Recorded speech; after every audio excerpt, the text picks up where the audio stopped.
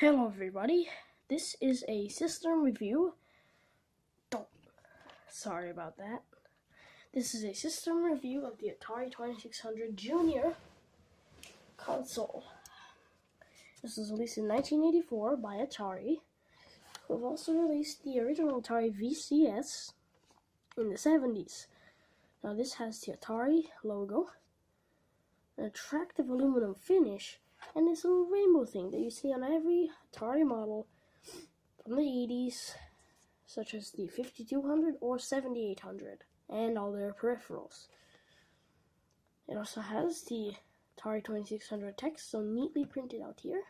It has an attractive power LED and things such as these actual switches on the console. Now, this has to use a very specific adapter, which is coaxial. This thing uses coaxial to connect to your TV, which is hard to find these days, considering that coaxial really isn't used for anything other than satellites or really old appliances such as this one, in which back then that was quite a high standard to have. Coaxial carried both audio and video in one signal cable, which was quite easy to find on most satellite sets or in most receiver boxes. I don't know. Coaxial really died out a couple years ago only, because back then we had satellite dishes, at least in Canada here. That would have been free, but no, of course. They had to make it not free, so that you have to buy one of these and waste your money. Sorry about that. Now, let's take a look at some of the specs that you have to get this thing running. First of all, you have to have the Atari power supply. I don't know if you can see it, but down there, you have to have the Atari power supply. It's just a standard power supply. It supplies, I believe, 12 volts. Let me check here.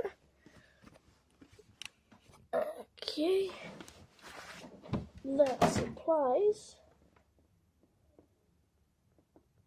9 volts. I'm sorry, 9 volts. 9 volts DC.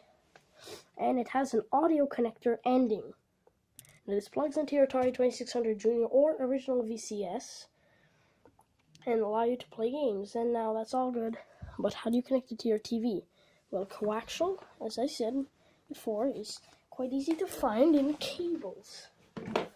However, coaxial adapters are less easy to find and will probably run you more money than a regular coaxial cable anyway, because, well, they're adapters, and as we all know here, places like Sial don't carry adapters for cheap. In fact, I had to go to 2 electronic stores, Sial and another one, I forgot the name, because Sial didn't have all the adapters that I needed.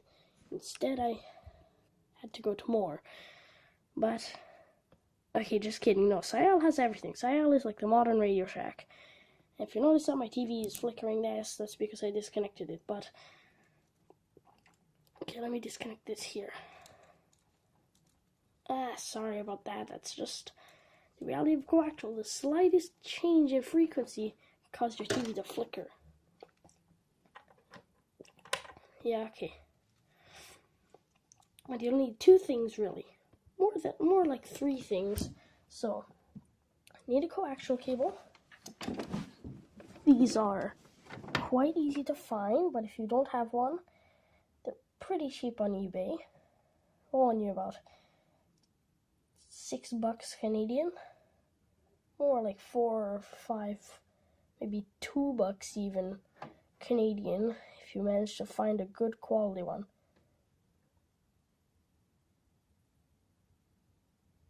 Notice that I can play with one of them, and it'll actually give me a different signal, because the slightest amount of conductivity on this thing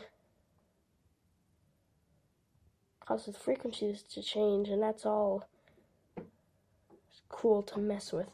Now, if you want to connect it to your TV, that's a different story.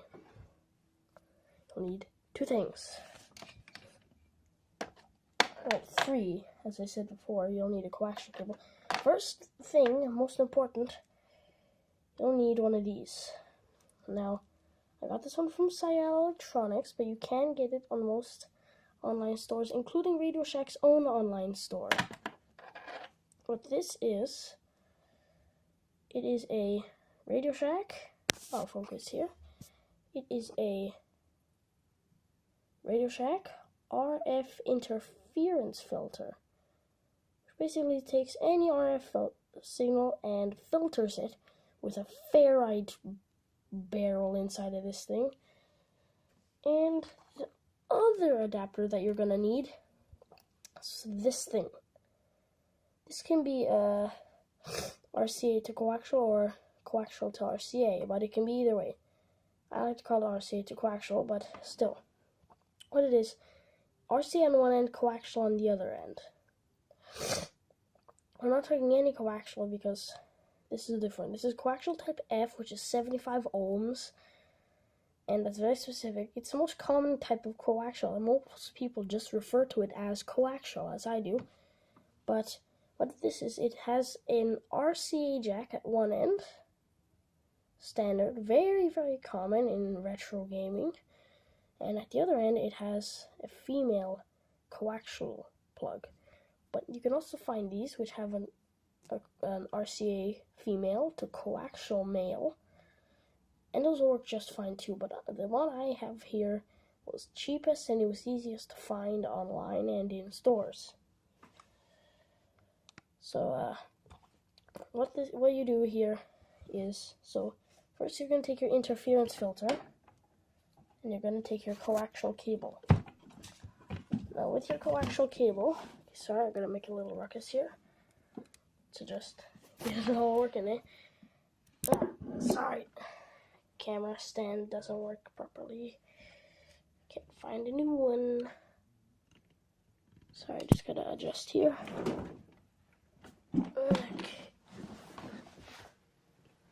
Okay, there we go. Now, so what you're going to do, you're going to take your interference filter, and you're going to screw it on this end of your coaxial cable. If you notice my TV's flickering, don't worry, that's perfectly normal with coaxial.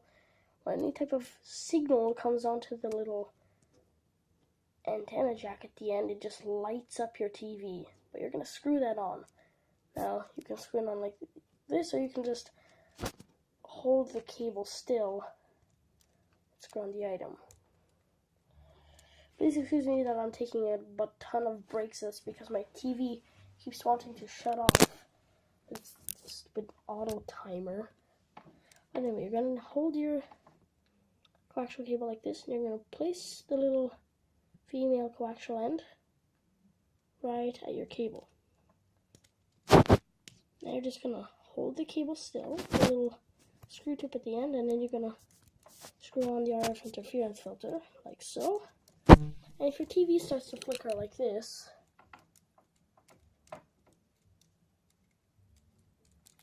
then don't worry, that's perfectly normal. Whenever you touch the coaxial cable's tip, it tends to flicker a ton.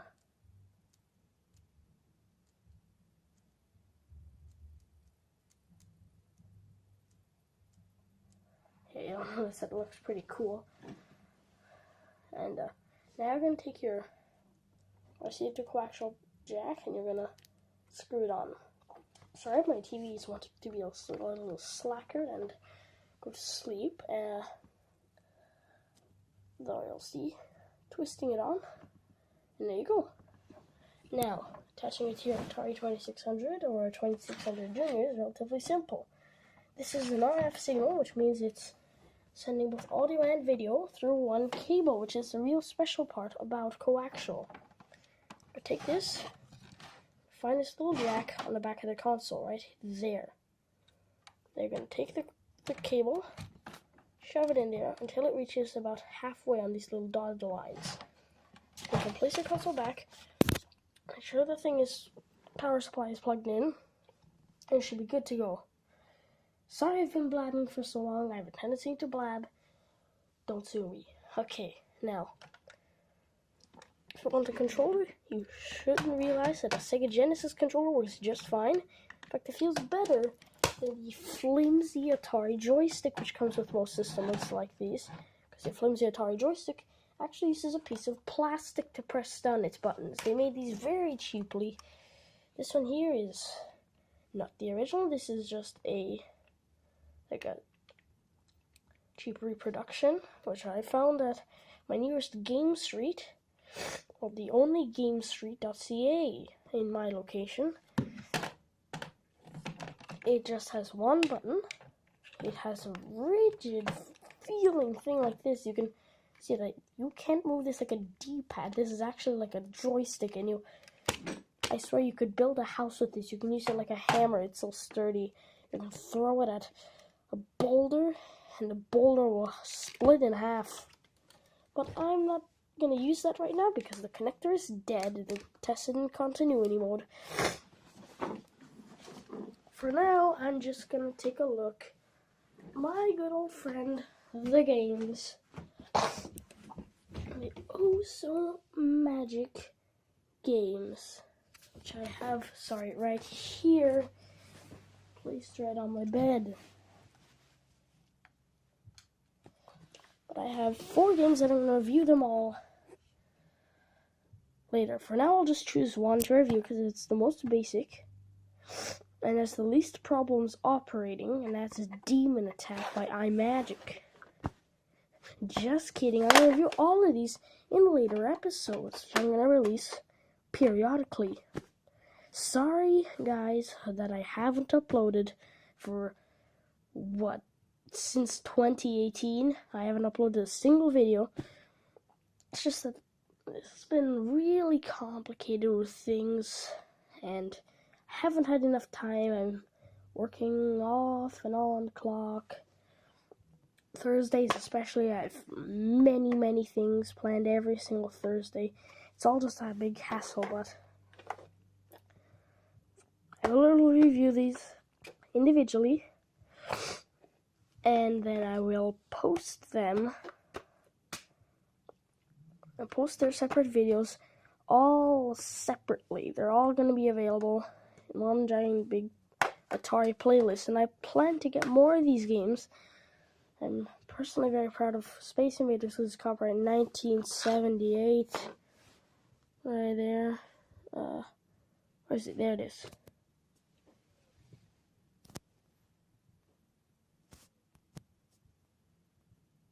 I shall show you that it says, indeed, 1978. I'll show that in the light. Telling that my camera doesn't have a flash while you're filming, but that says 1978. Take my word for it. Demon Attack is my favorite. Space Invaders is good. Missile Command is great. And Star Wars: The Empire Strikes Back is somewhere in between. But they're all very good games, and I shall review them individually. God, I have a lot of things to review, including one which I'm working on right now. It is the so awfully controlled piece of cheap 1980s technology. Basically, the Atari 2600 Junior of Intellivisions. The Intellivision 2. It's because a mushy, squeaky button has the worst controllers in the world. They're membrane. They're membrane. There are 4 fire buttons. It has a directional wheel, which I have no idea why they chose. And it comes with 2 of them, which both use that super cheap and super abundant, at least in the 80s, it was 9-pin connector seen on. Ooh, would you know it? The Atari 2600 and Sega Genesis, and many things like the Intellivision and even Sega Master System and ColecoVision and oh god, it's too many things which use this. Sega Genesis is probably the weirdest of them all. It's just that obscure little console from the 80s. No, sorry, 90s. No, the Master System was the 80s, and I don't even have that. But sorry, I'm later going to be planning the Intellivision 2, which I'm excited about. It has great games. It's from Mattel Electronics, and it has a cartridge slot. It's weird. Stay tuned. Have a nice evening, have a nice day, and have a nice weekend. I am a RetroFreak. Goodbye.